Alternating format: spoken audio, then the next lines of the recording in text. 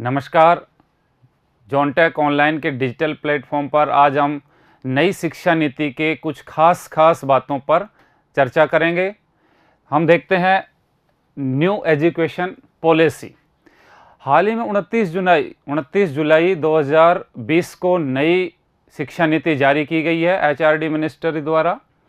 देखो, हम देखते हैं कि नई शिक्षा नीति के लगभग 650 पेज का जो मसौदा जारी किया गया है, उसमें हम कुछ एग्ज़ाम ओरिएंटेड कुछ खास बातों पे चर्चा करेंगे। उसको सरल और एग्ज़ाम के लिहाज से जो फैक्चुअल चीज़ें हैं उनको भी और कंसेप्चुअल चीज़ें हैं उनको समझते हुए इसको आगे बढ़ेंगे, इस पे समझने की कोशिश करेंगे। हम देखते हैं कि सबसे पहले भाई शिक्षा नीति जारी करने की ज़रूरत क्यों पड़ गई, शिक्षा नीति में बदलाव क्यों जरूरी हुआ। गांधी जी भी कहते हैं कि अगर राष्ट्र को बदलना है, देश बदलना है, तो पहले शिक्षा नीति को बदलें, शिक्षा को बदलें।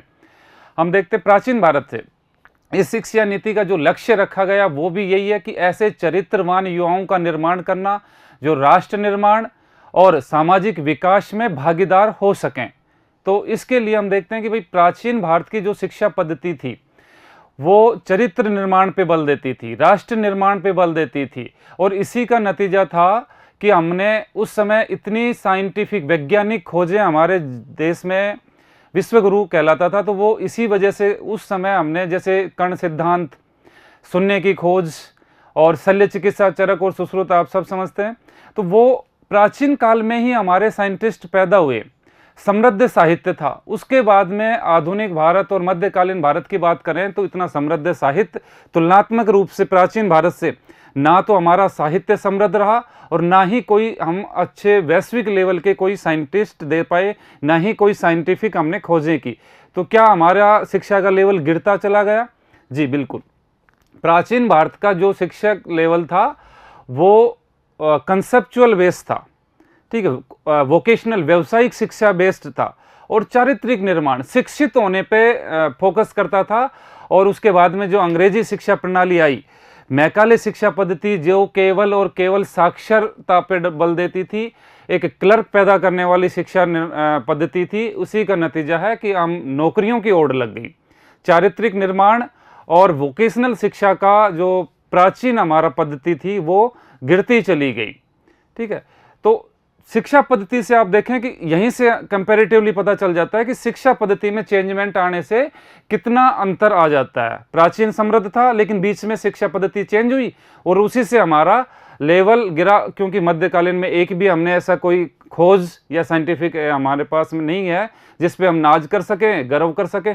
केवल हम प्राचीन भारतीय जब भी उदाहरण देते हैं तो प्राचीन भारत की खोजों का और प्राचीन जो हमारा समृद्ध साहित्य है उसी पर गर्व करते हैं, बीच का नहीं है हमारे पास इतना समृद्ध। तो इसी दिशा में हमने स्वतंत्रता के बाद में देखते हैं कि भाई इसी दिशा में प्रयास किए। तो ये तीसरा प्रयास है। इससे पहले हमने 2 शिक्षा नीतियां और लेके आए हैं, 2 बार शिक्षा प्रणाली में हम बदलाव कर चुके हैं, लेकिन वो इतना बड़े बदलाव नहीं थे। ये 2020 जो तीसरी शिक्षा प्रणाली है ये आमूल चूल परिवर्तन करती है और कमोबेश हमारे को प्राचीन शिक्षा पद्धति से जोड़ते हैं, क्योंकि इसमें वही हमारी मातृभाषा में शिक्षा की बात कहती है। ये वोकेशनल व्यावसायिक शिक्षा पर बात करती है, ठीक है, और कंसेप्ट बेस विश्लेषणात्मक क्षमता डेवलप करने की बात करती है, खेल खेल में पढ़ाई की बात करती है। तो कुछ हमारी प्राचीन पद्धति से जुड़ी है। तो हम इसके सिर्फ फैक्चुअल चीज़ें भी देखेंगे और जहाँ पे हमें लगेगा कि इसमें क्या खामियां हैं, क्या अच्छाइयाँ हैं, इन्हीं को देखते हुए और एग्ज़ाम ओरिएंटेड, बिना किसी लाग लपेट के एग्ज़ाम ओरिएंटेड बातों पर हम चर्चा करते हैं। सबसे पहले हम इसका थोड़ा सा इतिहास देखने की कोशिश करते हैं कि भाई शिक्षा पद्धति, अभी इसके जो फैक्ट हैं, 3 शिक्षा पद्धति आ गई हैं अभी तक। 3 शिक्षा पॉलिसी, शिक्षा नीतियाँ जारी की जा चुकी हैं। इसमें 1968 में फर्स्ट, फिर 1986 में हमने सेकंड शिक्षा पॉलिसी जारी की और अभी जारी की है 2020, ये है तीसरी, थर्ड एजुकेशन पॉलिसी। क्लियर? अभी आप देखें ये हुई है, इसकी डेट भी पूछ सकता है, डेट भी याद रखें। 29 जुलाई 2020 को इसका मसौदा जारी किया गया है, हालांकि लागू नहीं हुई है, लागू होने में टाइम लगेगा। ठीक है, तो 1986 इसी में 1992 में कुछ बदलाव किए गए। ठीक है, 1986 राजीव गांधी के कार्यकाल, पहली इंदिरा गांधी जी प्रधानमंत्री थी 1968 में, उस समय पहली शिक्षा नीति जारी की गई। फिर राजीव गांधी प्रधानमंत्री बने 1986 में, तब दूसरी शिक्षा नीति जिसमें बदलाव 92 में किए गए, और तीसरी नरेंद्र मोदी जी के टाइम में आई है 2020 में तीसरी शिक्षा नीति जारी की गई है। इसी में देखें, और जारी करने में देखो इसके जो अध्यक्ष थे थर्ड शिक्षा नीति के थे के कस्तूरी रंगन, इसके अध्यक्ष हैं के कस्तूरी रंगन। ये पूर्व इसरो के चेयरमैन भी रह चुके हैं। और एचआरडी मिनिस्टर, मानव संसाधन मंत्री, इस समय ये जो शिक्षा पॉलिसी जारी की गई है तो उसमें अध्यक्ष जो तीसरी जो मसौदा तैयार किया है उसके अध्यक्ष हैं के कस्तूरी रंगन। और इस समय जो मानव संसाधन विकास मंत्री, क्योंकि शिक्षा मंत्रालय अभी अब से शिक्षा नीति जारी होने से पहले हम एचआरडी मिनिस्ट्री कहते थे उसको, मानव संसाधन मंत्रालय। तो मानव संसाधन मंत्री कौन थे जिन्होंने ये शिक्षा नीति में उनका अहम योगदान रहा है? मानव संसाधन मंत्री ये है रमेश पोखरियाल निशंक, रमेश पोखरियाल निशंक। ठीक है, तो ये कुछ फैक्ट्स हैं इनके बारे में। अभी ध्यान दें, ये जो एचआरडी मंत्रालय है इसी का नाम बदलकर, मानव संसाधन विकास मंत्रालय का नाम बदलकर अब ये क्या कहलाएगा? शिक्षा मंत्रालय। पूछ सकता है कि एचआरडी मिनिस्ट्री या मानव संसाधन मंत्रालय का नाम बदलकर अब क्या कर दिया? यह पूछे कि अभी वर्तमान में शिक्षा मंत्री कौन है, तो अभी तक शिक्षा मंत्री कोई भी नहीं था, उसको हम क्या कहते थे? मानव संसाधन मंत्रालय। तो अब शिक्षा मंत्री पूछे तो रमेश पोखरियाल निशंक आ जाएगा। ये शिक्षा मंत्रालय जो था ये पूर्व में, देखो यहां पे मैं नोट करवा दूं आप लोगों को कि 1986 से पहले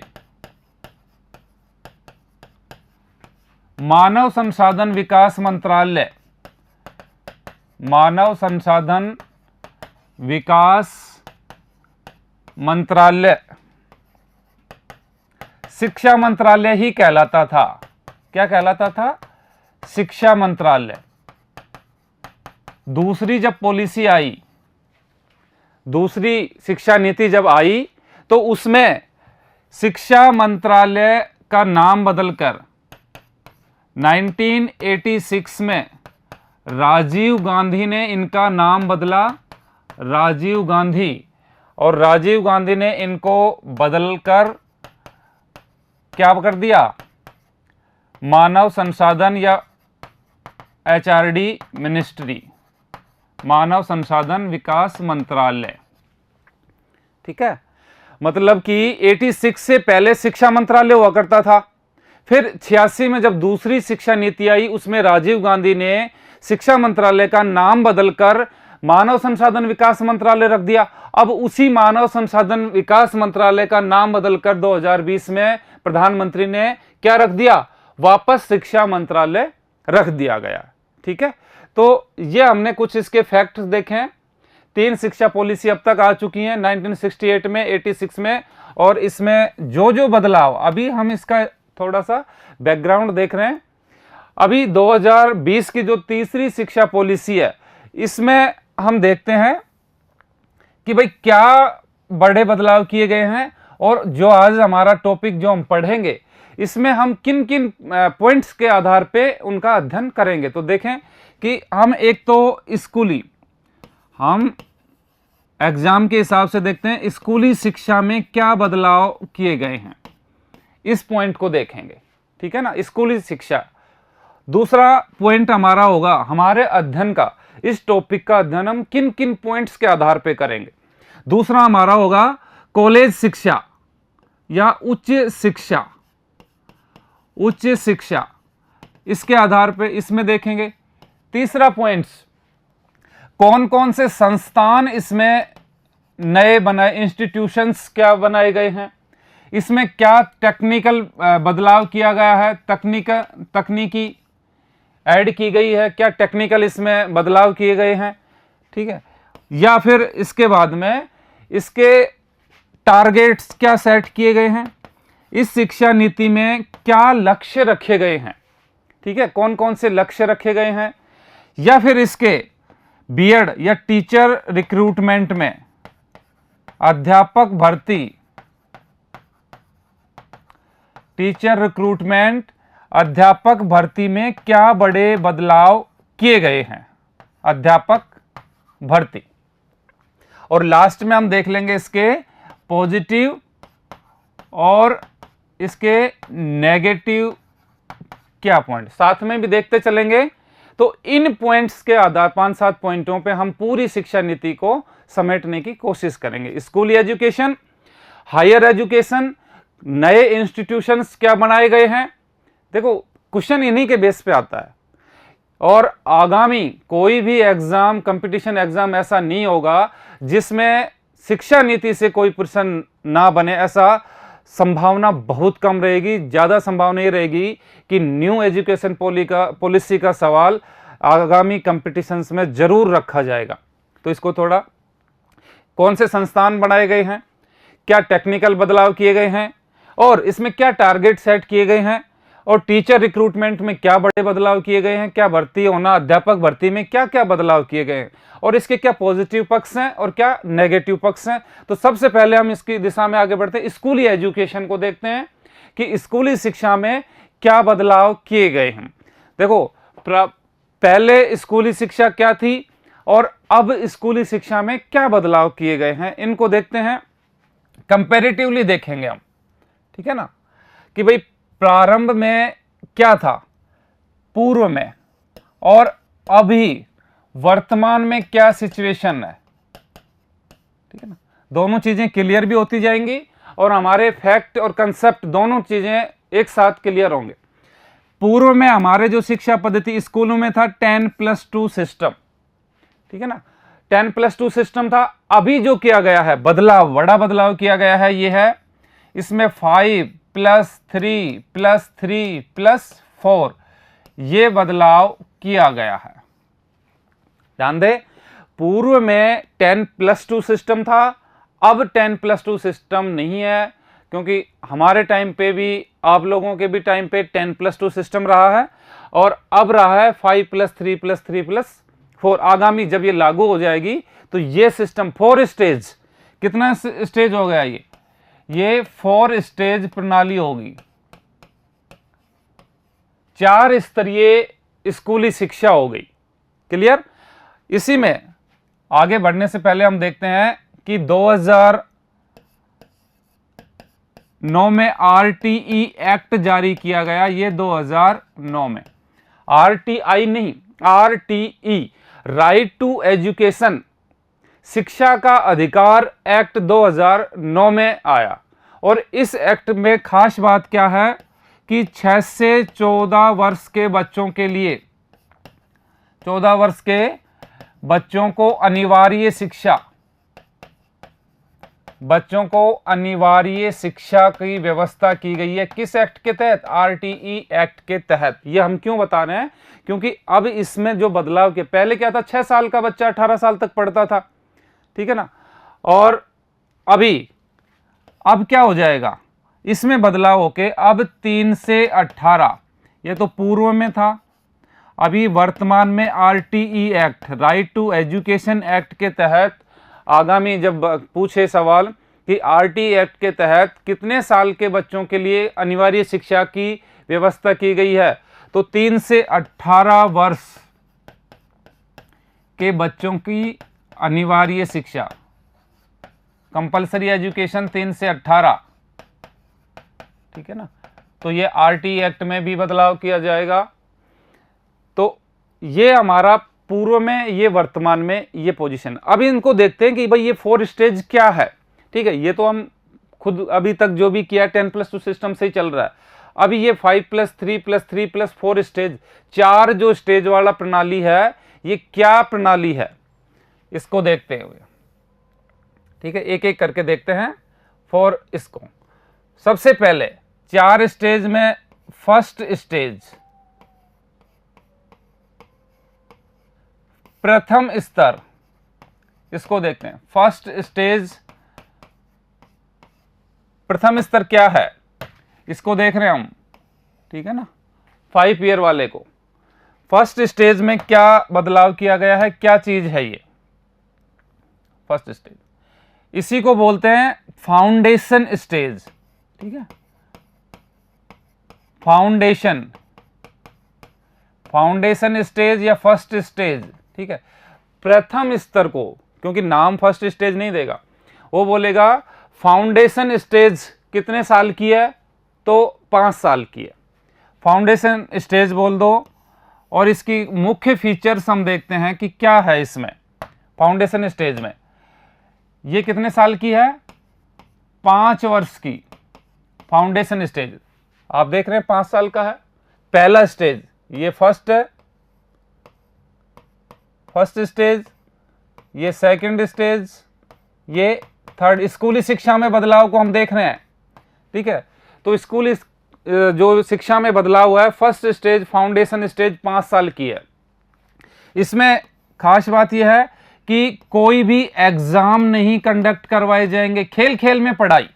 ठीक है ना, आप देखें कि इसमें पढ़ाई इस तरह से करवाने की कोशिश करें जो अभी प्ले स्कूलों में चलती है कि बच्चों को खेल, कोई बैग नहीं होगा, कोई एग्जाम नहीं होगा। ठीक है, तो खेल खेल में पढ़ाई, प्ले स्कूल टाइप में।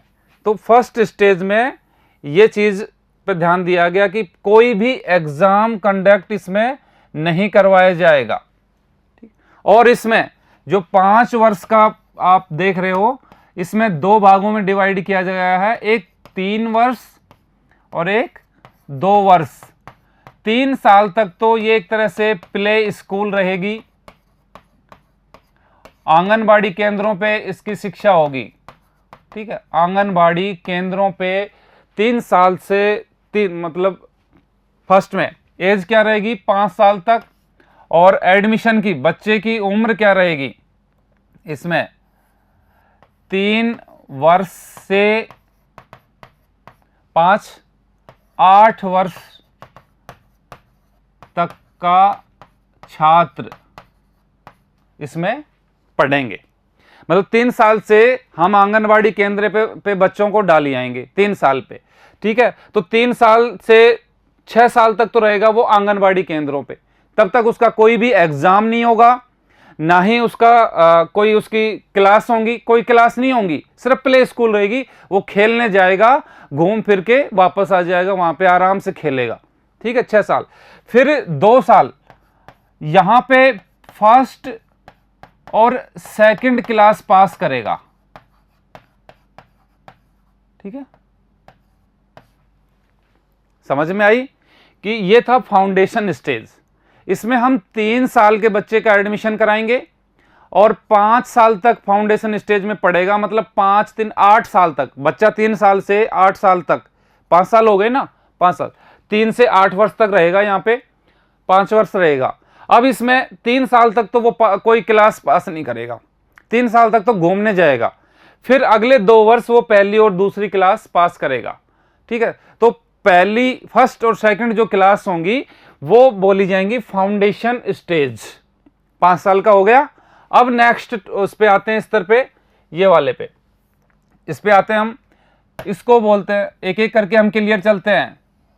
3 साल का होगा नेक्स्ट जो स्टेज होगी, 3 साल की होगी। पहली फाउंडेशन, अभी नेक्स्ट स्टेज पे दूसरी स्टेज, इसको हम प्रीपेट्री इस स्टेज को बोला जाता है। देखो एग्जैक्ट वर्ड ही यूज करें क्योंकि वहां पे प्रीपेट्री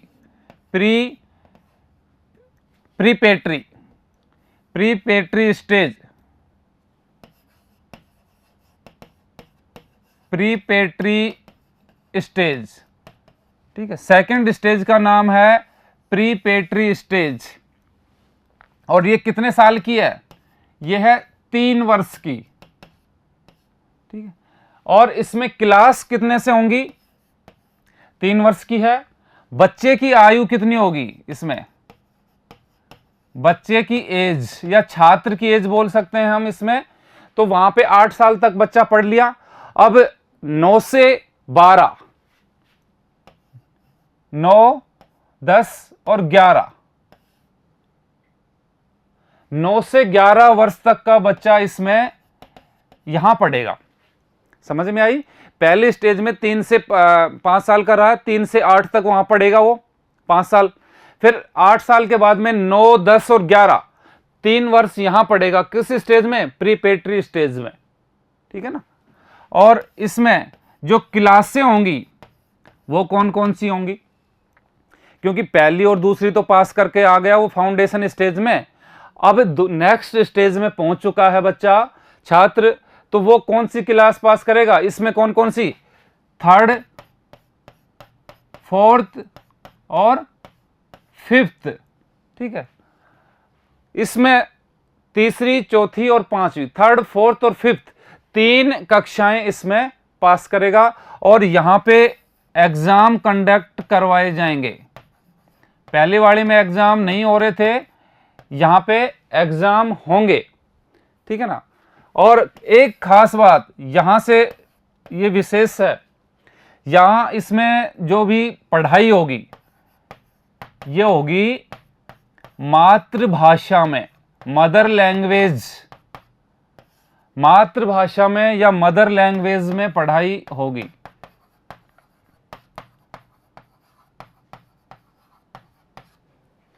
क्लियर? ये इसमें कि इसके पीछे जो लॉजिक दिया गया है, मसौदा जारी करने वाली जो कमेटी, जो सुझाव आए, इसमें यह बताया कि बच्चे की मातृभाषा में उसका दिमाग ज्यादा एक्टिव होता है, सीखने समझने की क्षमता मदर लैंग्वेज में ज्यादा अच्छी होती है। दिमाग का जो उसका एक साइंटिफिक एविडेंस है, ये सिर्फ ऐसे इलॉजिकल नहीं है। लेकिन इस पे ध्यान दें कि ये जो मातृभाषा की जो पढ़ाई है ये बाध्यकारी नहीं है कि भाई आपको मदर लैंग्वेज में करवानी ही करवानी पड़ेगी, ऐसा नहीं है। क्योंकि आप चाहें तो मतलब इसमें तो करवानी पड़ेगी, साथ में आप अपने जैसे इंग्लिश मीडियम स्कूल हैं तो वो अंग्रेजी में भी अपनी जो प्राइमरी स्टेज है, तीसरी, चौथी, 5वीं तक की पढ़ाई है, 5वीं तक की, वो अपनी जिस उसकी लैंग्वेज में है, जैसे इंग्लिश मीडियम है, सीबीएसई बोर्ड है, तो वो उसमें भी जारी रख सकते हैं, बाध्यकारी नहीं है। हालांकि इसमें तो करवानी पड़ेगी रीजनल लैंग्वेज में, और मात्र जिसमें बच्चा समझना चाहे, जो भाषा गांव की लोकल लैंग्वेज, जो क्षेत्रीय भाषा, जो मदर टंग है उसकी, उसमें बच्चा समझना चाहे, उस भाषा में आप 5वीं तक उसको पढ़ाएंगे। और इसमें एग्जाम कंडक्ट होंगे, ठीक है। पहली दूसरे में कोई एग्जाम नहीं थे, इसमें एग्जाम होंगे। और मातृभाषा, ये चीज ध्यान देने की है कि मातृभाषा में पढ़ाई होगी। इसके पीछे का लॉजिक यही है कि बच्चा अपनी मदर टंग में, रीजनल लैंग्वेज में अच्छे तरीके से सीख पाता है, ठीक है। हालांकि बाध्यकारी नहीं है, तो बाध्यकारी नहीं है तो कई स्कूलें इसको जरूरी नहीं कि इसके साथ साथ में अपनी अन्य लैंग्वेज भी चालू रख सकती हैं। इसलिए इतना वो नहीं है कि भाई कई इसके विरोध में भी तर्क दे देते हैं कि मदर लैंग्वेज में ही करवाओगे तो बच्चा अंग्रेजी नहीं सीख पाएगा, बच्चा पिछड़ जाएगा, और बाद में मल्टीनेशनल कंपनी, जो बाहर तक हम जॉब करने के लिए विदेशों में जाते हैं तो वहाँ पे अंग्रेजी की महत्ता है। अगर ऐसा नहीं बोल पाया, अंग्रेजी नहीं सीख पाया, तो हमारी जॉब में भी फर्क पड़ सकता है। तो ऐसा कुछ नहीं है, बाध्यकारी नहीं है। शुरू में हम मदर टंग में सिखाएं, बाद में उसके साथ साथ में अगर हम चाहें तो अंग्रेजी या जो भी आप भाषा सीखना चाहें वो रख सकते हैं। तो ये हमारी प्रीपेट्री स्टेज थी, 3 वर्ष की है। बच्चे की एज 9 से 11 साल तक इसमें रहेगी, और इसमें तीसरी, 3rd, 4th और 5th क्लास से पास करेगा। एग्जाम होंगे इसमें, और पढ़ाई मातृभाषा या मदर लैंग्वेज में होगी, जो बाध्यकारी नहीं है, ठीक है। इसी के साथ में हम देखते हैं नेक्स्ट स्टेज, तीसरी, ठीक है ना। 2 आ चुकी हैं, तीसरी स्टेज पे आते हैं हम, थर्ड स्टेज। इसको बोलते हैं मिडिल स्टेज। मिडिल स्टेज तीसरी स्टेज है मिडिल स्टेज। मिडिल स्टेज ये कितने साल की है? हमने फर्स्ट में देख लिया 3 साल, 5 + 3 + 3 + 4, तो तीसरी स्टेज भी है 3 साल की। इसमें भी हम छात्र की एज देखें भाई, 3 से 18 बोला ना हमने कि 3 से 18 तक वो स्कूली शिक्षा ग्रहण करेगा, तो 3 से 18 का भी डिवीजन कर लेते हैं। छात्र की एज, छात्र की आयु क्या होगी भाई? 11 तक हमने देख लिया, यहां तक ये 9 से 11। अब 11 से आगे 12, 13 और 14 साल, 12 वर्ष से और 14 वर्ष तक, 12 से 14, 12, 13, 14, 3 साल मिडिल स्टेज में रहेगा। और इसमें क्लासें कौन सी होंगी? क्लास कौन सी पास करेगा? इसमें 5th तक वहां हो चुकी हैं, 6, 7 और 8th, 3 क्लासें इसमें पास करेगा। मिडिल, आजकल भी मिडिल स्कूल हम 8वीं तक को बोलते हैं, तो 6ठी, 7वीं और 8वीं 3 क्लासें 3 साल में 12 से 14 तक, इसको बोलेंगे हम मिडिल स्टेज। अब इसकी खास बात क्या है मिडिल स्टेज की? देखो मुख्य पॉइंटों पे ध्यान रखें। जैसे सेकंड जो स्टेज थी प्रीपेटरी स्टेज, इसमें mother tongue, mother regional language पे फोकस किया गया है। और पूछ ले कि कौन से स्टेज में एग्जाम होंगे, तो सेकंड से शुरू हो जाएंगे, ठीक है, प्रीपेटरी स्टेज से। इसमें एग्जाम तो होंगे, लेकिन इसकी खास विशेषता क्या है? इसमें एक चीज का ध्यान रखें कि वोकेशनल जो एजुकेशन है उसको शुरू कर दिया गया है। हम बता रहे थे प्राचीन जो भारतीय शिक्षा पद्धति है उसी की दिशा में प्रयास किया गया। व्यावसायिक शिक्षा इसमें शुरुआत कर दी है। जैसे अब व्यावसायिक शिक्षा से आप क्या समझते हैं कि भाई वहीं पे हम उसको कौन सी शिक्षा देंगे जो व्यवसाय से जुड़ी? वोकेशनल एजुकेशन इसमें शुरू की गई है। कौन से स्टेज में? 3rd स्टेज में या मिडिल स्टेज में। कैसे कि अगर किसी बच्चियों को सिलाई सीखनी है, कढ़ाई सीखनी है, या उसको स्पोर्ट्स में रुचि है, ठीक है, स्पोर्ट्स में रुचि है, या उसको बढ़ई का काम सीखना है, माली का काम सीखना है, ठीक है, फर्स्ट एड का उसको सीखनी है, ठीक है ना, ये सब ऐसे काम जो व्यावसायिक शिक्षा की ओर जाते, जैसे इलेक्ट्रीशियन, तकनीकी, ठीक है, इलेक्ट्रीशियन का काम सीखना है, बिजली का काम, तो इसी एज में 6, 7, 8 से ही शुरू कर दिया जाएगा, क्योंकि इस एज में हर बच्चे की एक विशेष रुचि है। आप देख सकते हैं कि बचपन से ही रुचि पैदा करी जाए, क्योंकि बच्चे की बचपन से ही एक विशेष फील्ड में उसका दिमाग ज़्यादा चलता है। हम देखते हैं कि कोई बच्चा स्पोर्ट्स में है, बचपन से ही है, या किसी को बिजली या इलेक्ट्रॉनिक उपकरणों से प्यार है, तो हम उसको बाद में जाके सिखाते हैं। तो बचपन से क्यों ना हम बचपन से ही उसमें वो रुचि पैदा की जाए। हालांकि इसमें बहुत ज़्यादा गहराई से शिक्षा नहीं दी जाएगी, सिर्फ उसके जो अन्य सब्जेक्ट हैं, मैथ, हिंदी, मैथ, साइंस, जो भी सब्जेक्ट हैं, उसके साथ में उसका एक सब्जेक्ट और जोड़ दिया जाएगा जिसमें उसकी रुचि है। तो ये इससे बेहतर क्या होगा कि वो सब्जेक्ट, इसमें प्लस में नंबर भी जुड़ेंगे तो उसकी रुचि बढ़ेगी, कि उसकी रुचि का सब्जेक्ट रहेगा एक, तो प्लस में उसको व्यावसायिक शिक्षा भी मिल रही है और साथ में उसको मार्क्स भी मिलेंगे। अगर स्पोर्ट्स सब्जेक्ट ले लिया तो वो स्पोर्ट्स के बारे में बेहतर, उसके जो फैक्चुअल नॉलेज है वो तो कम से कम जान पाएगा, उसकी रुचि है, और साथ में स्पोर्ट्स के बारे में उसका सब्जेक्ट लेगा तो उसमें बेहतर मार्किंग कर पाएगा बच्चा। तो ये व्यावसायिक शिक्षा इसमें जोड़ी गई है, ठीक है ना। व्यावसायिक शिक्षा से तात्पर्य क्या है, कैसे दी जाएगी, ये हमने इसमें बताया। इसी के साथ में इसमें 1-2 चीजें और हैं, जैसे एक इंडियन लैंग्वेज में शिक्षा, भारतीय भाषा में शिक्षा होगी।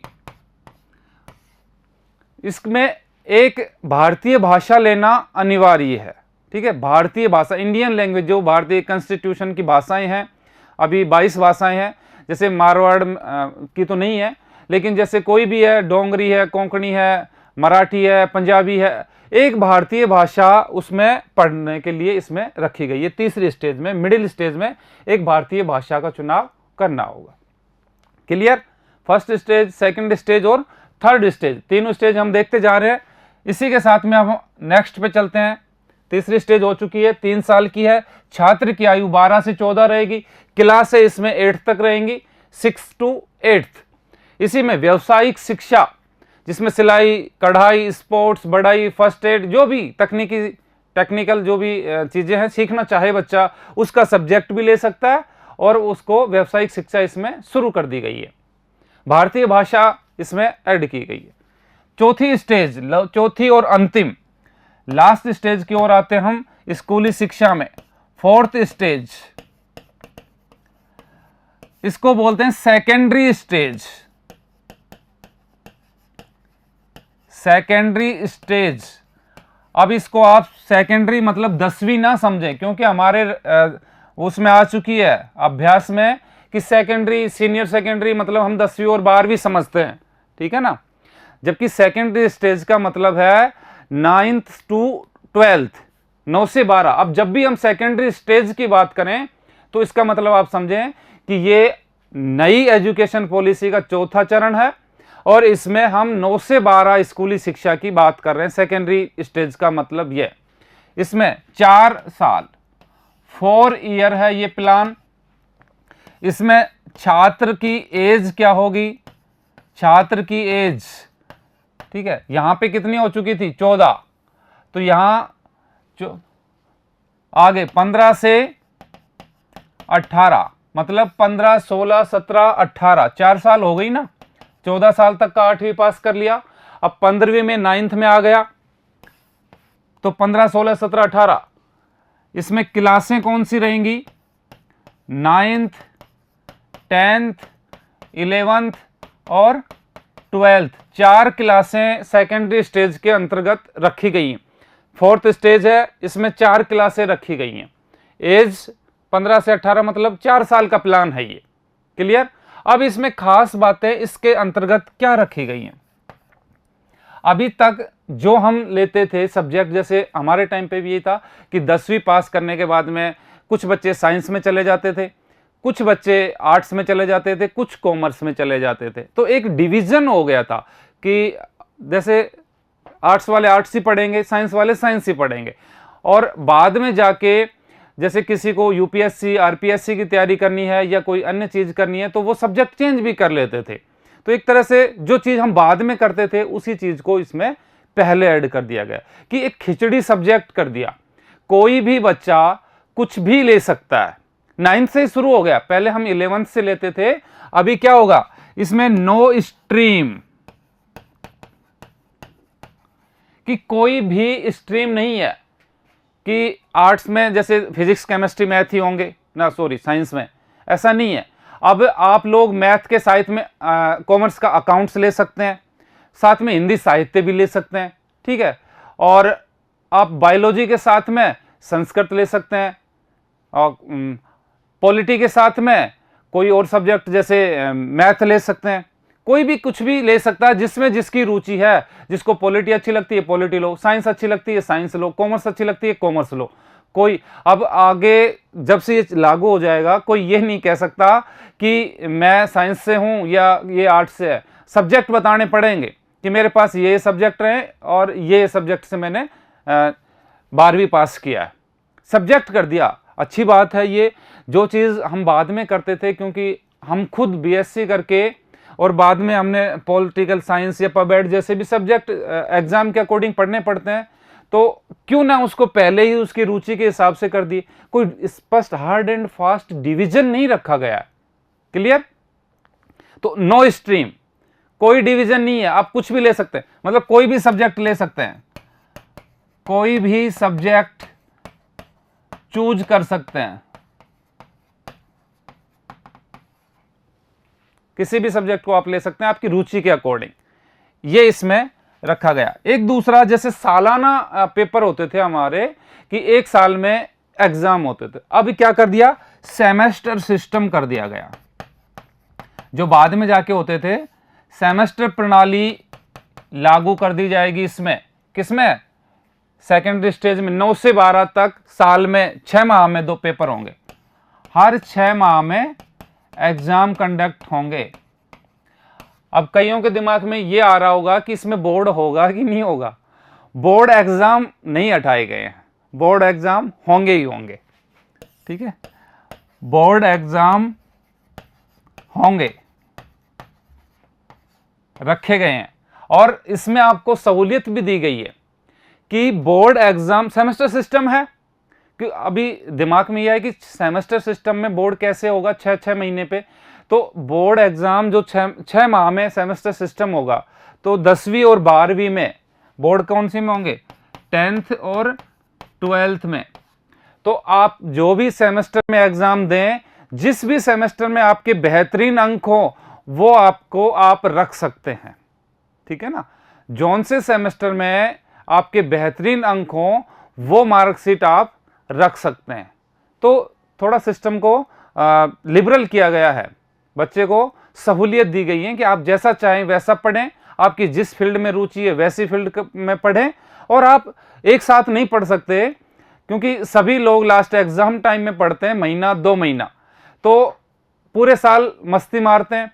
तो सेमेस्टर सिस्टम से क्या होगा कि बच्चा 6 महीने, एक तो उसके लोड कम होगा, वजन कम हो जाएगा, 6 माह के पढ़ेगा, फिर नेक्स्ट 6 माह दूसरी तैयारी कर लेगा, तो पूरे साल भर पढ़ेगा कम से कम इससे। और थोड़ा सा यह है कि जिसमें बेहतरीन अंक होंगे बोर्ड में, वो भी रख सकता है। क्लियर। छात्र की एज देखी, क्लासें इसमें 9 से 12, कोई स्ट्रीम नहीं है, कोई सब्जेक्ट कोई भी ले सकता है, सेमेस्टर प्रणाली लागू कर दी गई है, और बोर्ड एग्जाम कंडक्ट होंगे, और बोर्ड में जो भी सेमेस्टर में अच्छे मार्क्स होंगे वो आप रख सकते हो। इसी में एक खास बात कि फॉरेन, विदेशी भाषा इसमें आप रखें, एक विदेशी भाषा आप पढ़ सकते हैं। जैसे इससे पहले वाली 3rd स्टेज में हमने एक भारतीय भाषा पढ़ने का प्रावधान रखा था, 4th स्टेज में एक विदेशी भाषा भी पढ़ने का प्रावधान रखा गया। अब विदेशी भाषा पढ़ा के हम क्या चाहते हैं, क्या हमारे इसके पीछे सोच है, तो देखो ये ग्लोबलाइजेशन का जमाना है, और हम सिर्फ मात्र या मदर लैंग्वेज पढ़ के ही हम प्रोग्रेस नहीं कर पा सकते। देश उन्नति तभी करेगा जब हम किसी भी अन्य सिस्टम को, जब तक आप समझ नहीं लेते तब तक आप उसकी कटाक्ष नहीं कर सकते। जैसे किसी भी अन्य ग्रंथ को, किसी भी अन्य धर्म को, किसी भी अन्य देश को जब तक आप कंप्लीटली, या अपने जो भी एनिमी मान है अपना, उसको आप समझ नहीं लेते तब तक आप उस पर कटाक्ष नहीं कर सकते। तो पहले समझना जरूरी होता है। और ग्लोबलाइजेशन का जो जमाना है उसमें पूरा सभी एक गांव के उसमें तब्दील हो चुके हैं। तो विदेशी भाषा एक बच्चा अगर पढ़ता है, रुचि के अकॉर्डिंग विदेशी भाषा का ज्ञान होगा, तो हम उसकी सभ्यता, उसकी कल्चर और उसने क्या प्रोग्रेस किया है ये भी हम जान पाएंगे, कैसे वो एकदम से इतना आगे बढ़ पाया हमसे, तो वो भी जान पाएंगे। तो विदेशी भाषा रखने के पीछे ये लॉजिक है। इसका हमें फायदा भी मिल रहा है। देखो आज MNC जो है, मल्टीनेशनल कंपनियां हैं, उसमें हम देखते हैं कि भारतीय, चाइनीज की तुलना में भारतीय ज्यादा हैं। अमेरिकी और UK में हम देखें तो उसके पीछे कि हमें भारतीयों को, हर भारतीय चाहे उसको बिना पढ़ा भी है तब भी टूटी फूटी अंग्रेजी तो बोल लेता है। जबकि चाइनीज का ड्रॉबैक ये रहा कि उन्होंने अपनी सिर्फ और सिर्फ फोकस किया मदर लैंग्वेज पे, चाँ चूँ करके बोलते हैं, तो वो बाहर जाते हैं, जैसे ही देश छोड़ के बाहर जाते हैं तो उन्हें प्रॉब्लम आती है अंग्रेजी की। इससे मल्टीनेशनल कंपनियां उनकी तुलना में भारतीयों को वरीयता देती हैं। हालांकि वो चाहे बेशक अगर हमसे बेहतर हो सकता है कोई भी, अगर हम रिक्रूटमेंट करते हैं उस समय, लेकिन अंग्रेजी को देखते हुए भारतीयों को वरीयता देती जाती। तो इसीलिए ये भी रखा गया, ठीक है ना। तो ये प्रावधान हमने 4th स्टेज में किए हैं। इसी के बाद में अब बच्चे ने 12वीं पास कर ली, अब जाएगा कॉलेज में। हम स्टेप टू स्टेप देख रहे हैं कि 12वीं पास करके कॉलेज में 4 स्टेज का चरण हो गया, 3 से 18 तक। First stage foundation, second stage preparatory, third stage middle stage, और 4th स्टेज है सेकेंडरी स्टेज। अब इसके बाद में एग्जाम पास कर लिया, 12वीं बोर्ड एग्जाम है। हायर एजुकेशन में, उच्च शिक्षा में एडमिशन कहां से होगा? Common entrance exam. अभी हमारा जो भी जैसे कॉलेज में एडमिशन होता है तो 12वीं की मार्कशीट के आधार पे होता है, जिसमें जितना मार्क्स प्राप्त किए हैं उसके अकॉर्डिंग हमारे को कॉलेज मिल जाती है। तो अभी क्या होगा, तब्दीली इस शिक्षा नीति में एक किया गया है, कॉमन एंट्रेंस एग्जाम।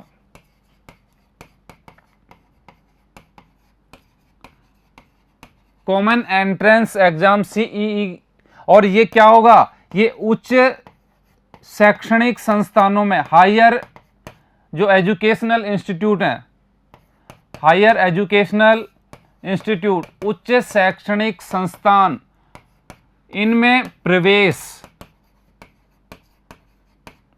हेतु सीईई कंडक्ट करवाया जाएगा। ठीक है, और ये कंडक्ट कौन करवाया जाएगा, यह नेशनल टेस्टिंग एजेंसी एनटीए, एक नेशनल टेस्टिंग एजेंसी बनाई जाएगी और ये एग्जाम लेगी।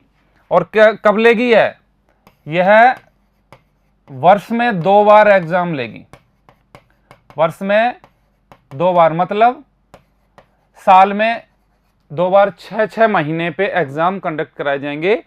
और उसमें पूरे भारत की एक एग्जाम कंडक्ट होगा, सीईई करवाने वाली एजेंसी है एनटीए, और इसमें साल में 2 बार करवाया जाएगा। इसी की मेरिट के आधार पे हमारे को कॉलेजों में एडमिशन मिल पाएगा। जो हायर एजुकेशनल यूनिवर्सिटी कॉलेज, इनमें एडमिशन इस टेस्ट के आधार पे मिलेगा। अब आपको 12वीं की मार्कशीट के आधार पे हायर एजुकेशन में एडमिशन ना मिलके सीईई टेस्ट के आधार पर आपका हायर एजुकेशन में एंट्रेंस, अभी भी कई कॉलेज हैं और कई यूनिवर्सिटी एंट्रेंस एग्जाम कंडक्ट करवाती हैं, अब ये लागू हो जाएगा। हालांकि ये भी क्या है, यह भी बाध्यकारी नहीं है, किनके ऊपर, यूनिवर्सिटीज के ऊपर।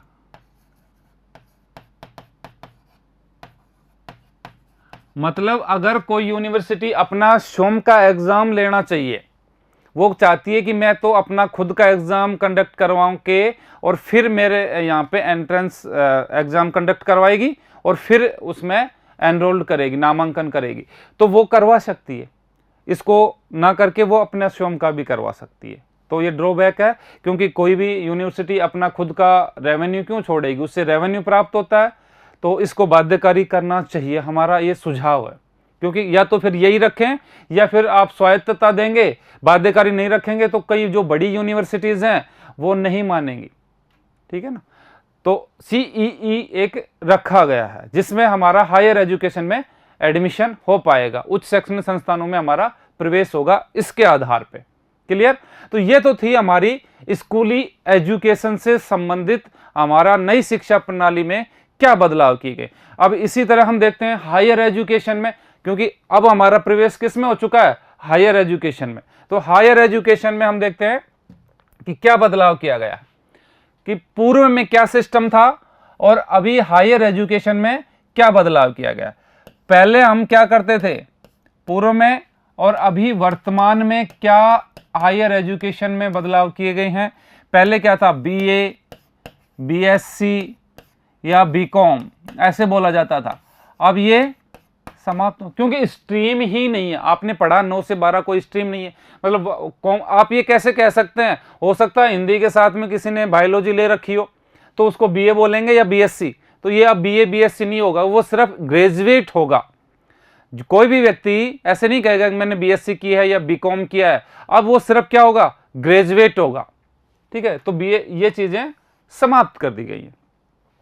दूसरा, अभी तक क्या सिस्टम था, दूसरा पॉइंट ये था कि अभी 3+2 ये तो था स्नातक 3 साल तक, और ये था 2 साल बाद 2 साल का परा स्नातक या PG course, post graduate course हुआ करता। मतलब 5 साल में हम पोस्ट ग्रेजुएट बनते थे, 3 साल ग्रेजुएशन के और 2 साल पोस्ट ग्रेजुएशन। इसमें भी हालांकि 5 साल ही लगेंगे पीजी करने में, लेकिन ये सिस्टम में थोड़ा बदलाव किया गया। और वो क्या बदलाव किया है उसको देखते हैं हम। इसमें स्नातक की डिग्री जो रखी गई है वो 4 वर्ष में स्नातक आप हो पाएंगे। हालांकि अब उसको देखते हैं कि 4 वर्ष कौन कौन से किस टाइप से हैं। इसमें पहला फर्स्ट ईयर जो होगा तो इसमें हमारे को स्नातक का सर्टिफिकेट मिलेगा। जो फर्स्ट ईयर है, देखो इसमें अच्छी बात यह की गई है, जो अभी वर्तमान प्रणाली अब लागू करेंगे इसमें 4 साल का स्नातक है। पहले 3+2 था, अब 4+1 है। ये पीजी के लिए है, पोस्ट ग्रेजुएशन 1 साल का, और 4 साल का स्नातक है। ठीक है, पहले 3+2 था, अब 4+1 है।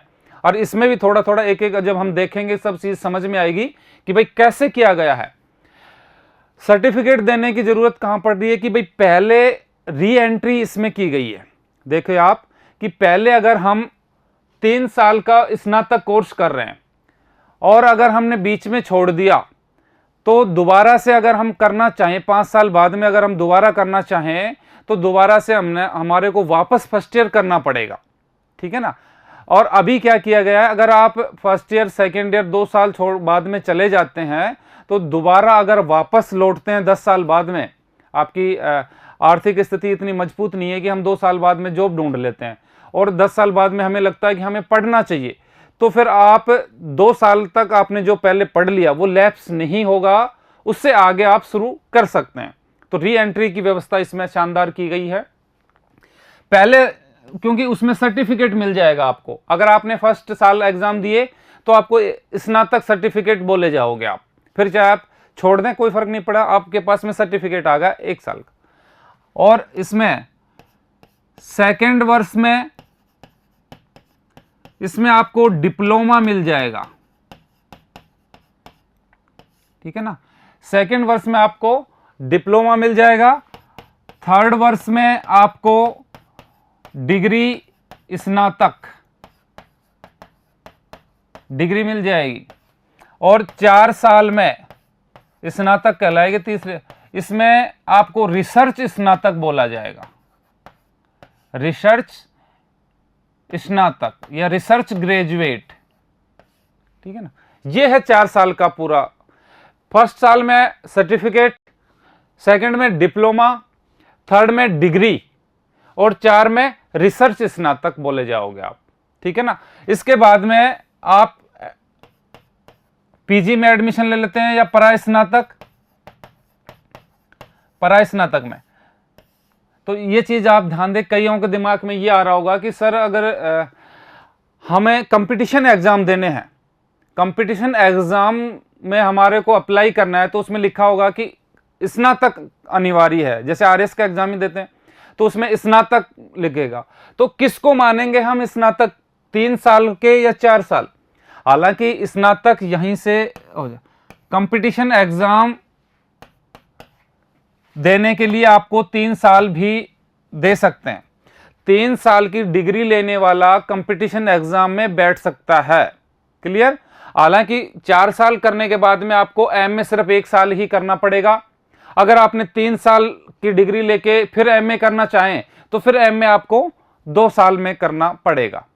क्लियर। अभी दोबारा से समझेंगे। ये कंपटीशन एग्जाम में बैठने के लिए आपको 3 साल की डिग्री भी सफिशिएंट है। ठीक है ना।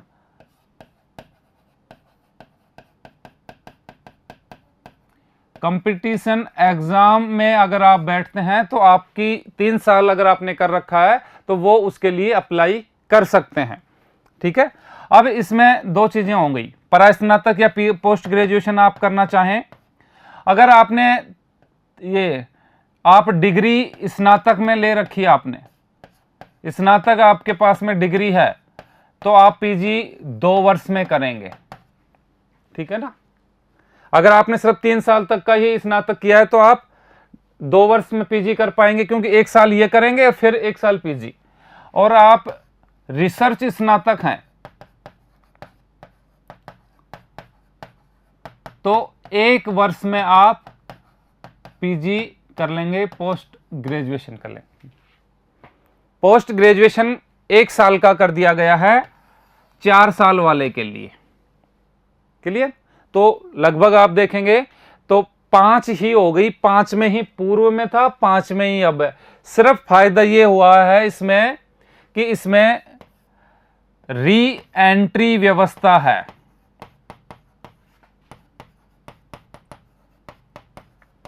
अब री एंट्री व्यवस्था क्या है वो अभी हमने बताई कि अगर आप 2 साल बाद में डिप्लोमा लेके आप जॉब लग जाते हैं और 10 साल बाद में आप फिर वापस पढ़ना शुरू करते हैं तो आप फिर 3rd ईयर से शुरू कर सकते हैं, वापस आपकी लैप्स नहीं होंगी चीज़ें। तो ये इसमें री एंट्री व्यवस्था अच्छी व्यवस्था की गई है। और 4 साल का स्नातक, रिसर्च स्नातक करने के बाद में आपको 1 साल में ही आप एमए कर सकते हैं। 5 साल हो गई कंप्लीट। ये आप लोगों का था हायर एजुकेशन। ठीक है, हायर एजुकेशन में पूर्व में था बीए, बीएससी, बीकॉम, वो समाप्त कर दी गई है। 3 साल और 2 साल का जो कोर्स था उसको कर दिया गया 4+1 में। और फर्स्ट ईयर में स्नातक सर्टिफिकेट, सेकंड ईयर में डिप्लोमा, 3rd ईयर में डिग्री और 4th ईयर में रिसर्च स्नातक कहलाएगा। परास्नातक करने के लिए आपको, अगर आपने 3rd ईयर तक ही ले रखा है तो 2 वर्ष में पीजी कर पाएंगे आप। और अगर आपने 4 साल का स्नातक कर रखा है तो आप 1 साल में पीजी कंप्लीट कर लेंगे। क्लियर? अभी हम देखते हैं नेक्स्ट इसमें कौन कौन से नए संस्थान बनाए गए। अभी हम पढ़ चुके हैं स्कूली और हायर एजुकेशन, दोनों आपने अच्छे से देख ली। अब नए इंस्टीट्यूशंस कौन से बनाए गए हैं जिन पे हमारे एग्जाम में सवाल बन सकते हैं। एक बनाया है HECL, higher education commission of India. ठीक है, higher education commission of India. तो ये क्या है, इसका आप देखें इसके पॉइंट्स। ये यूजीसी की जगह लेगा। यूजीसी की जगह लेगा। यूजीसी 1953, 1953 में यूजीसी बनाई गई। ठीक है, ये है यूनिवर्सिटी ग्रांट कमीशन। यूजीसी मतलब यूनिवर्सिटीज ग्रांट कमीशन, जो 1953 में गठित किया गया। और यूजीसी क्या करता है, ये यूनिवर्सिटीज को रेगुलेट करता है, उन्हें फंड जारी करता है। ठीक है, अब उसकी जगह कौन लेगा, HECL, higher education commission of India. और ये और क्या काम करेगा ये HECL, एक तो यूजीसी की जगह बनाया गया है और स्वायत्तता देगा। इसमें जो फर्जी संस्थान है, फर्जी यूनिवर्सिटी हैं, फर्जी यूनिवर्सिटीज, इन पे कार्यवाही करेगा। जो फर्जी संस्थान चलाते हैं इन पे कार्यवाही अभी यूजीसी करता था, अब HECL करेगा। ठीक है, और एक इसका काम होगा यूनिवर्सिटीज को, विश्वविद्यालयों को स्वायत्तता, विश्वविद्यालयों, विश्वविद्यालयों को स्वायत्तता प्रदान करेगा। और इसके लिए टारगेट रखा है 15 वर्ष, मतलब 15 साल, धीरे धीरे करके लगभग 15 साल में हम यूनिवर्सिटीज को उनकी स्वायत्तता, ऑटोनोमस बॉडी के रूप में खड़े करने का हमारा टारगेट है कि यूनिवर्सिटी ऑटोनोमस रहे, अपने उस पर ज़्यादा किसी का दबाव ना रहे, जिससे वो स्वायत्त रह के अच्छा रिजल्ट दे सकें। तो ये काम करने के, एक तो फर्जी इंस्टीट्यूशंस पे काम करवाएगा, कार्यवाही करेगा। दूसरा, विश्वविद्यालयों को स्वायत्तता प्रदान करने का काम करेगा, जो 15 साल का टारगेट इसने रखा गया है। और ध्यान दें, मेडिकल और जो लीगल एजुकेशंस हैं उनको छोड़कर ये सभी विश्वविद्यालयों को वह रेगुलेशन करेगा। ठीक है, यूजीसी की जगह ले रहा, आप पहले देख रहे हैं।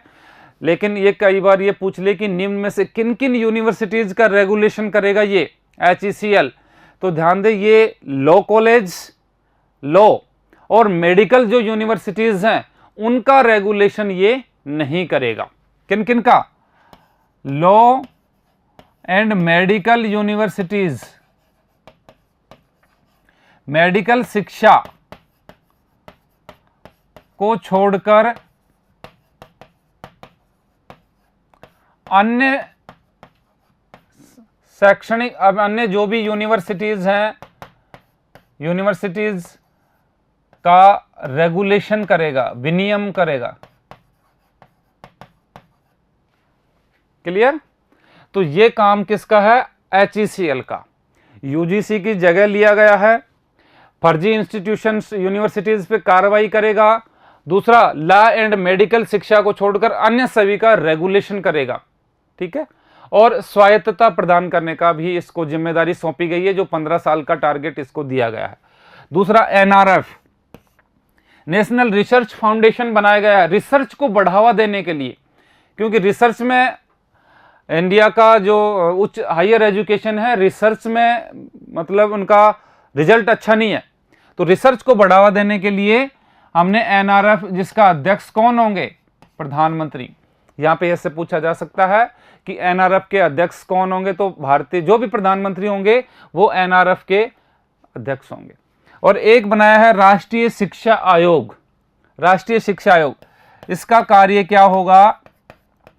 ये प्राइवेट जो स्कूलें होंगी, प्राइवेट या निजी स्कूलों की फीस तय करेगा और उनका रेगुलेशन करेगा। ठीक है ना? राष्ट्रीय शिक्षा आयोग सिलेबस जारी करेगा और शिक्षा से संबंधित जितने भी नॉर्म्स होंगे वो कौन तय करेगा? राष्ट्रीय शिक्षा आयोग। मेन पॉइंट इसका ये होगा कि जो निजी स्कूलें जो लाखों में फीस लेते हैं, हम तो सोच भी नहीं सकते उनमें पढ़ने या पढ़ाने की, तो उनको रेगुलेट करने का काम करेगा राष्ट्रीय शिक्षा आयोग। विभिन्न जो राज्य हैं उनमें सिलेबस क्या होगा, सिलेबस के लिए गाइडलाइन जारी करेगा, टीचर्स के लिए गाइडलाइन जारी करेगा और प्राइवेट स्कूलों की फीस की गाइडलाइन जारी करेगा। ये करेगा राष्ट्रीय शिक्षा आयोग। क्लियर? अब चलते हैं हम नेक्स्ट पे। इसके बाद में क्या टेक्निकल, क्या इसमें कौन कौन सी तकनीकी बदलाव किए गए हैं? ठीक है, स्कूली शिक्षा, हायर एजुकेशन और विभिन्न इंस्टीट्यूट देखे, उसमें हम तकनीकी बदलाव 650 पेज का मसौदा है, उसको हम सिर्फ पॉइंट वाइज देख रहे हैं कि भाई इसमें जहां जहां से सवाल क्या बन सकता है। तो यहां इसमें एक टेक्निकल बदलाव किया गया है, वो देखते हैं कि भाई कौन कौन से इसमें टेक्निकल बदलाव किए गए। NETF बनाया गया है, NETF। ठीक है, तो national education technical form, national education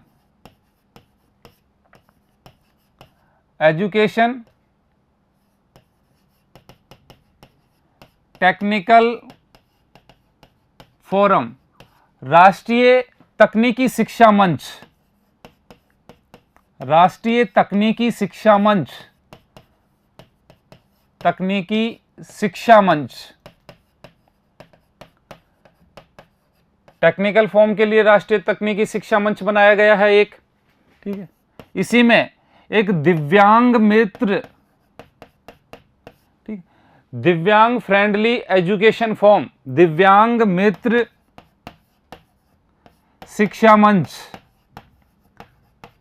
दिव्यांग मित्र शिक्षा मंच, दिव्यांग फ्रेंडली एजुकेशन फॉर्म।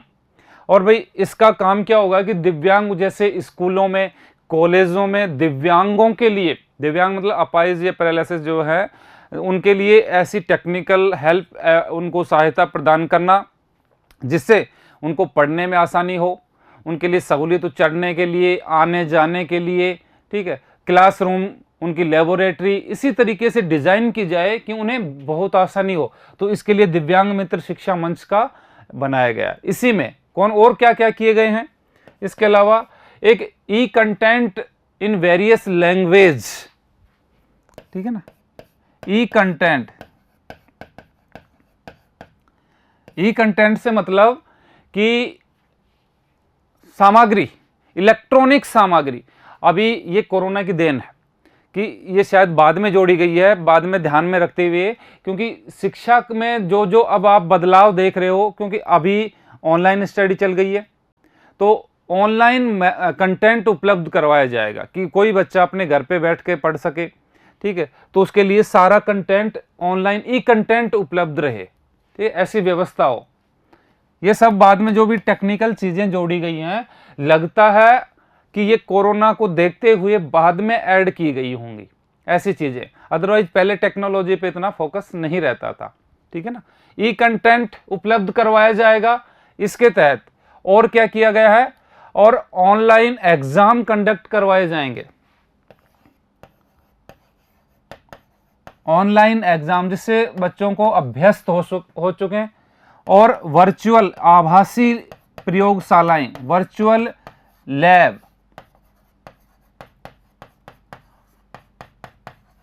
आभासी प्रयोगशालाएं रखी जाएंगी स्कूलें और कॉलेजों में। ये टेक्नोलॉजिकल से जुड़ी हुई बदलाव किए गए।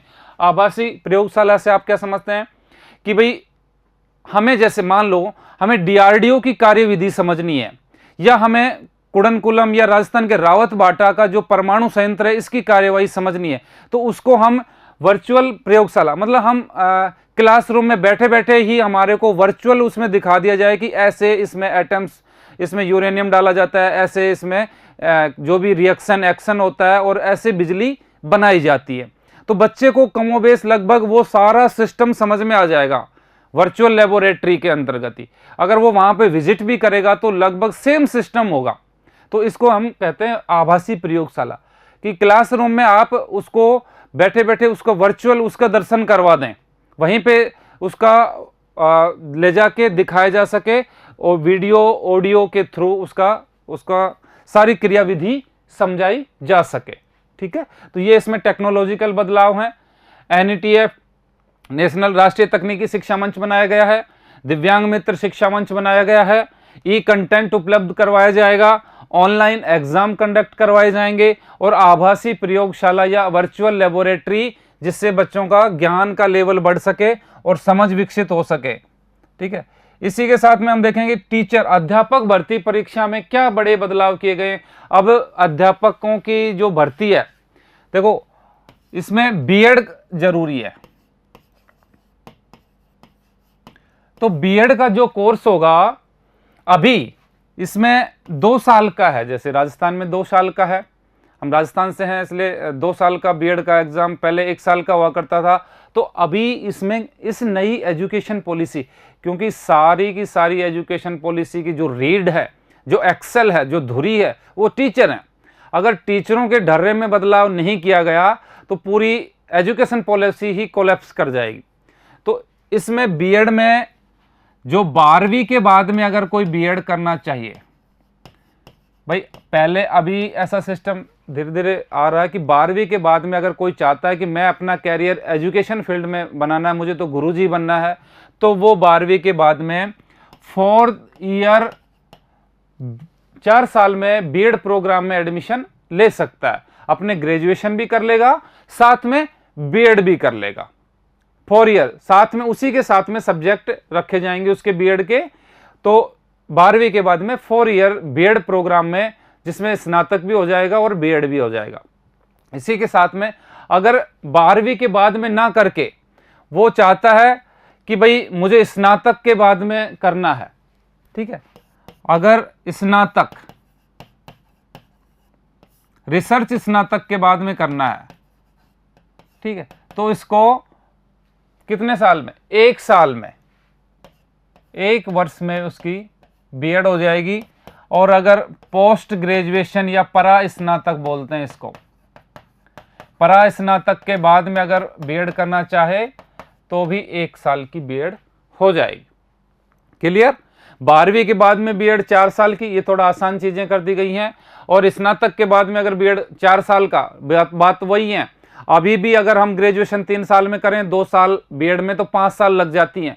तो इसमें भी रिसर्च स्नातक करने में 4 साल लग जाएंगी और 1 साल बीएड में वही 5 साल लगेंगी। और अगर एमए के बाद में अगर बीएड करना चाहिए, यहाँ थोड़ा सहूलियत है कि अभी अगर हम बीएड चाहे स्नातक के बाद में करें या एमए के बाद में करें, हमें 2 साल लगती हैं। लेकिन नई शिक्षा प्रणाली में पीजी के बाद में अगर बीएड करना चाहे कोई व्यक्ति, तो 1 साल में बीएड कर सकता है।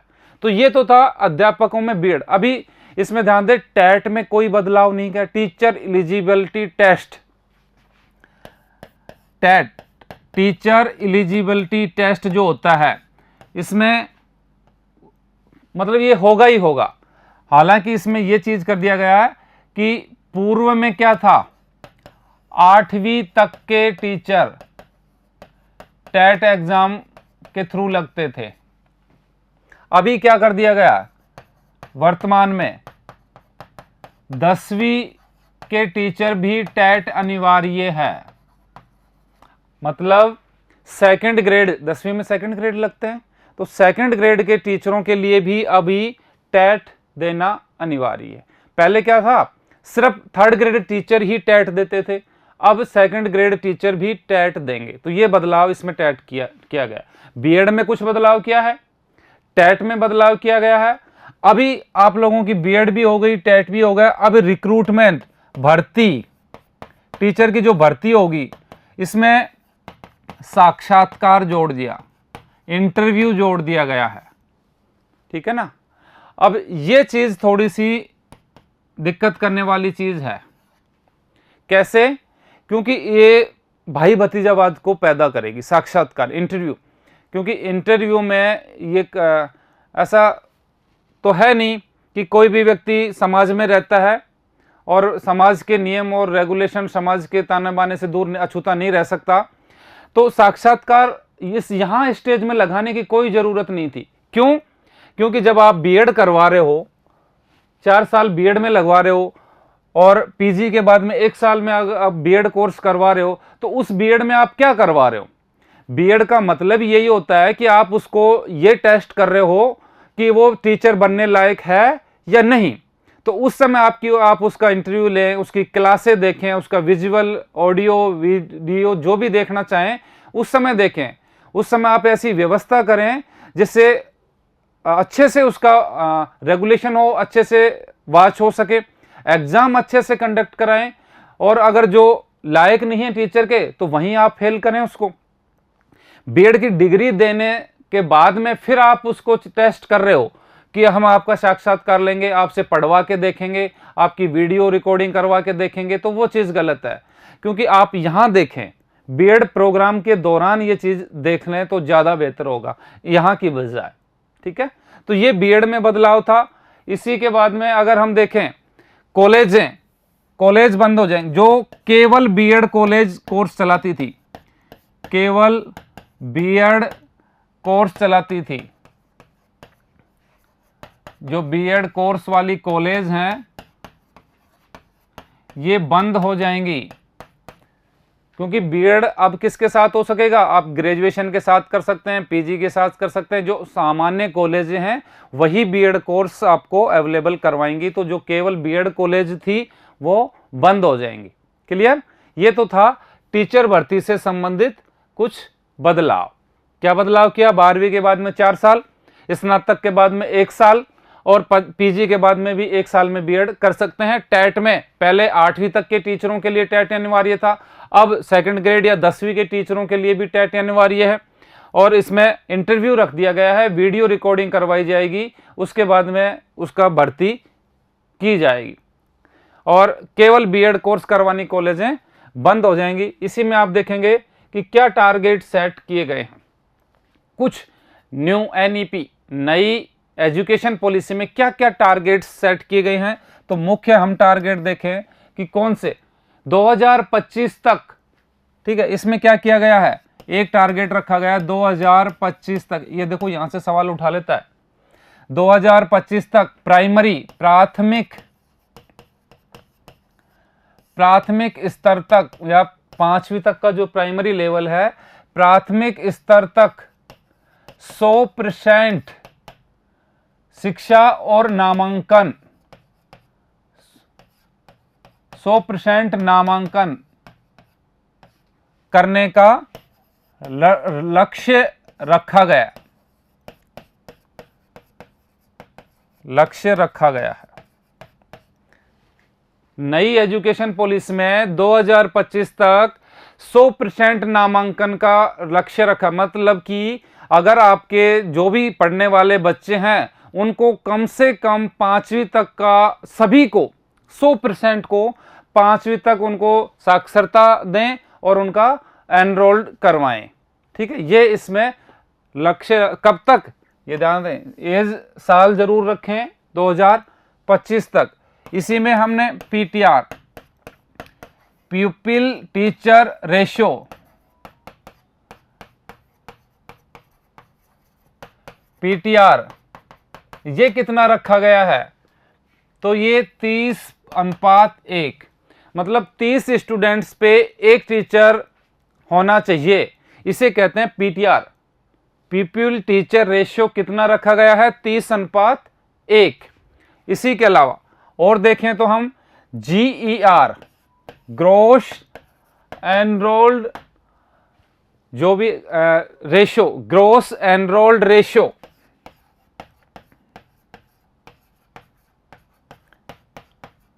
ग्रोस एनरोल्ड रेशियो, ये क्या होता है ग्रोस एनरोल्ड रेशियो, जो भी कुल बच्चे और जो नामांकित बच्चे हैं, मतलब स्कूल में आ चुके नामांकित बच्चे, उनका अनुपात कहलाता है GER। ये कहलाता है GER, कि आपके डिस्ट्रिक्ट में, आपके गांव में, आपके डाणी में, आपके ज़िले में, कहीं भी ले सकते हैं कि कितने बच्चे, मान लो 100 बच्चे हैं और 100 में से 90 बच्चे स्कूल जाते हैं, तो अनुपात क्या होगा, 90:100। एक एग्जाम्पल ले रहे हैं बस, तो इसको क्या कहेंगे, GER।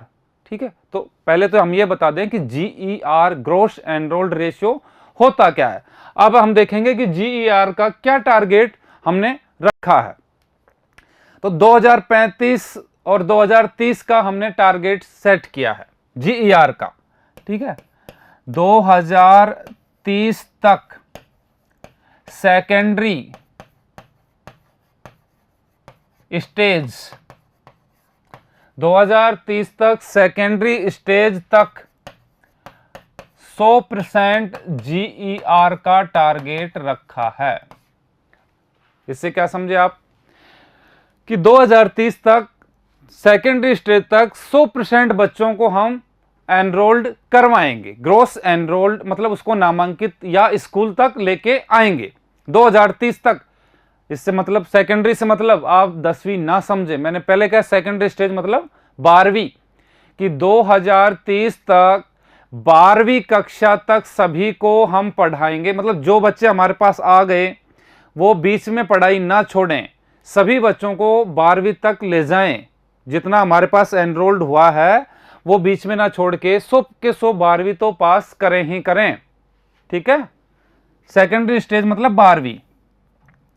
और यही हमने क्या रखा है, 2035 तक उच्च शिक्षा में, 2035 तक उच्च शिक्षा में क्या टारगेट रखा गया है, 50%। ये हमने टारगेट ही 50 का रखा है, क्योंकि अभी भी भारत में हायर एजुकेशन तक बहुत कम पहुंच पाते हैं। बीच में ही लोग या तो 12वीं के बाद में पढ़ाई छोड़ देते हैं, या फिर ज़्यादा से ज़्यादा first year second year final कर लेते हैं। पीजी में बहुत कम एडमिशन ले पाते हैं। हायर एजुकेशन तक हमने टारगेट ही 50 का रखा है। अभी अगर हम देखें वर्तमान में हायर एजुकेशन में कितना हमारे पास में है, तो यह है केवल 26.3% और 56.5% ये है अभी वर्तमान में।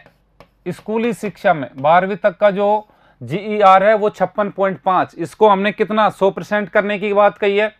और अभी जो 26.3 हायर एजुकेशन में GER है, इसको हमने 2000, ये ध्यान दें, ये 2030 तक है और ये 2035 तक का टारगेट हमने लिया है। क्लियर? तो एक बार देखें इसको, 2025 तक हमने प्राइमरी एजुकेशन सभी के लिए कंपलसरी करने की टारगेट लिया है। PTR है हमारा 30:1। GER ग्रोस एनरोल्ड रेशियो 2030 तक सेकेंडरी स्टेज तक 100% करने का टारगेट है और 2035 तक हायर एजुकेशन में 50% करने का टारगेट है।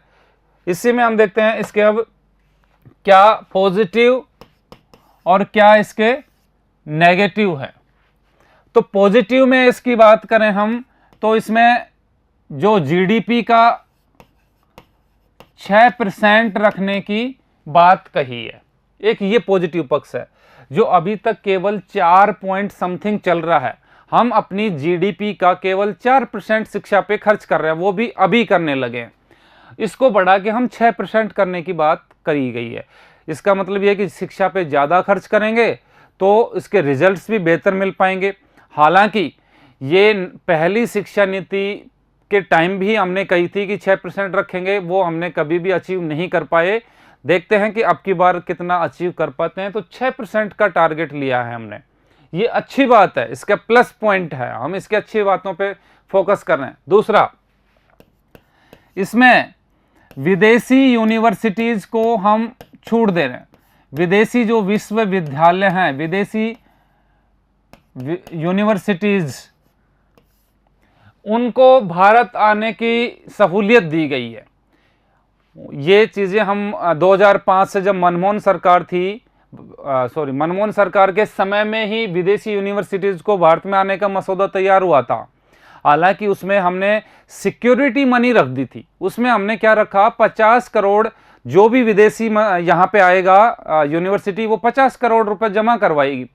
क्योंकि वो अच्छा भी था वैसे तो, एक बार देखा जाए कि कल को अगर कोई भाग जाती है तो हम कहाँ लंदन घूमते रहेंगे अपनी डिग्री लेने के लिए, कम से कम उसका पैसा जमा है तो हम उससे कुछ तो हमारा हर्जाना वसूलेंगे। हालांकि उसको ख़त्म कर दिया गया है। तो अब हमारे यहाँ विदेशी यूनिवर्सिटीज़ ज़्यादा आएंगी। इससे एक फ़ायदा ये होगा कि हमारे यहाँ पे जो लोकल यूनिवर्सिटीज़ हैं उनमें और विदेशी अगर बेहतर देती हैं तो कंपटीशन की भावना पैदा होगी और इससे फ़ायदा स्टूडेंट्स को होगा कि बेहतर देने की कोशिश करेंगे दोनों। क्योंकि हमेशा ज़्यादा उपभोक्ता उत्पादन अगर सही अच्छा होता है, ज़्यादा आपको मार्केट होगा, ज़्यादा दुकानें खुलेंगी तो कंज्यूमर को फ़ायदा होता है। उसी प्रकार छात्रों को ज़्यादा यूनिवर्सिटी होने से फ़ायदा होगा। तो विदेशी विश्वविद्यालय आएंगे। एक इसमें जो बड़ा बदलाव किया गया है वो रिजल्ट का, मतलब मार्क्स कैसे दिए जाएंगे, मार्क्स में तब्दीली की गई है। इसमें अभी तक क्या करते थे कि बच्चा एग्जाम दिया, उसके मार्क्स आए, रटंत विद्या होती थी। अभी रटंत विद्या को कम करने के लिए उसमें कंसेप्चुअल जो विश्लेषणात्मक क्षमता उत्पन्न करने के लिए हमने ये मार्किंग या ग्रेडिंग सिस्टम अपनाया है। कैसे? एक तो बच्चा स्वयं देगा, एक उसके फ्रेंड्स, उसके मित्र उसको मार्किंग करेंगे और एक उसके टीचर या उसके अध्यापक उसको मार्किंग करेंगे। अब आप कहेंगे बच्चा स्वयं को क्या मार्किंग करेगा? तो करते हैं अभी भी हम, जैसे कोई कंपनी में या कहीं भी नौकरी करते हैं तो हम खुद का ही मूल्यांकन करते हैं, स्वयं मूल्यांकन जिसको बोलते हैं। तो वैसे ही इसमें स्वयं मूल्यांकन बच्चा अपना करेगा। दूसरा, उसके मित्र उसका मूल्यांकन करेंगे और उसको मार्क्स देंगे। इससे क्या होगा कि बच्चा अपने मित्रों के प्रति अच्छी सोच रखेगा, उनसे फ्रेंडली बिहेवियर करेगा क्योंकि उसको मार्क्स लेने हैं। इस वजह से आपस में कोऑर्डिनेशन बनेगा, समझ शक्ति बढ़ेगी और एक साथ में चलने का संबंध बनेंगे इससे। और अध्यापक तो देते, अभी भी देते हैं, वो देते नहीं। ये हमने रिजल्ट या मार्किंग सिस्टम में बदलाव किए। ठीक है, तो ये इसके प्लस पॉइंट है। अगर हम इसी को देखें, इसके क्या नेगेटिव पॉइंट्स है, इसके क्या नेगेटिव पॉइंट्स क्या हैं? तो इसमें एक तो अध्यापकों की भर्ती में, ये हम अपने खुद के विश्लेषण से निकाल रहे हैं सारी चीजें प्लस माइनस। अध्यापक भर्ती में जो साक्षात्कार प्रणाली है, साक्षात्कार, ये अच्छी प्रणाली नहीं है। क्योंकि बीएड करते समय ही आप उसका इंटरव्यू, वाइवा जो भी कुछ लेना है वो वहीं पे लें। रिक्रूटमेंट के समय में इंटरव्यू लेना गलत परिपाटी को जन्म दे सकता है। ठीक है, इसमें दूसरा अगर हम देखें तो ये केंद्रीय प्रणाली है, सेंट्रलाइज सिस्टम है। कैसे? आप पूछोगे कि भाई सेंट्रलाइज कैसे है? कि अभी तक हमारा जो भी सिस्टम रहा, शिक्षा कैसी व्यवस्था है? शिक्षा संघ का विषय है, समवर्ती सूची का सब्जेक्ट है। शिक्षा कैसा सब्जेक्ट है? समवर्ती सूची। पॉलिटी में पढ़ते हैं समवर्ती संघीय सूची या राज्य सूची। तो समवर्ती सूची पे केंद्र और राज्य दोनों ही कानून बना सकते हैं, जैसे वनों का है, फॉरेस्ट वाला, शिक्षा, चिकित्सा, ये सब समवर्ती सूची में आते हैं। तो इस पे केंद्र और राज्य दोनों को बराबर पावर है। ठीक है, केंद्र सेंट्रलाइज सिस्टम आप कैसे बना रहे हो कि राष्ट्रीय शिक्षा आयोग बनाया हमने अभी इंस्टीट्यूशन में पढ़ा है कि राष्ट्रीय शिक्षा आयोग बनाया जाएगा। और ये शिक्षा आयोग क्या काम करता है, ये सिलेबस की गाइडलाइन जारी करेगा। ठीक है, और अध्यापकों के लिए गाइडलाइन जारी करेगा, अध्यापकों हेतु गाइडलाइन ये जारी करेगा, और निजी स्कूलों हेतु गाइडलाइन जारी करेगा।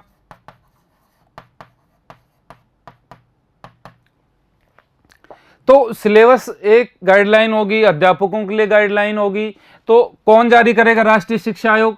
और ये कहां का है, ये सेंटर का है, केंद्र का। तो केंद्र की ज्यादा चलेगी राज्य की तुलना में। तो हमारा जो सिस्टम है, हमारा जो समवर्ती सूची का जो सब्जेक्ट है, वो सेंट्रलाइज की तरफ झुकेगा। जो हमारा ढांचा है, संघीय ढांचा, वो एकीकृत या केंद्रीय ढांचे की तरफ झुकेगा। तो ये हमारा जो संवैधानिक ढांचा है, उसमें भी ये केंद्रीय प्रणाली बदलेगी। ये थोड़ा इसके नेगेटिव इफेक्ट्स होंगे। एक तो अध्यापक भर्ती में एक केंद्रीय प्रणाली डेवलप होगी। दूसरा, इसी में अधिकतर चीजें बाध्यकारी नहीं है। हमने कई चीजें बताई, जैसे मदर लैंग्वेज में जो भी पढ़ाई है वो भी बाध्यकारी नहीं है। कॉमन एंट्रेंस एग्जाम है जो हायर एजुकेशन में, वो भी बाध्यकारी नहीं है। तो अधिकतर कई चीजें इसमें ऐसी हैं जो बाध्यकारी नहीं है। अगर बाध्यकारी आप नहीं बनाओगे तो कई चीज लोग उसको मानेंगे ही नहीं। तो ये इसके नेगेटिव हैं। ठीक है, और ये हमने इसके पॉजिटिव पक्ष देखे। इसी के साथ में ही हमने इसके आपने स्कूली शिक्षा, हायर एजुकेशन, विभिन्न इंस्टीट्यूशन जो नए बनाए गए, इसमें जो जो टारगेट सेट किए गए हैं और इसमें क्या टेक्निकल बदलाव किए गए हैं, और अंत में हमने इसके देखे क्या इसके पॉजिटिव और क्या नेगेटिव पक्ष हैं। इसी के साथ में हम जो नई एजुकेशन पॉलिसी है, ये हमारी मुख्य बिंदु और इसके मुख्य बातों को हमने विश्लेषणात्मक इसका अध्ययन किया है। और नेक्स्ट क्लास में हम नए टॉपिक के साथ मिलेंगे। तब तक के लिए धन्यवाद।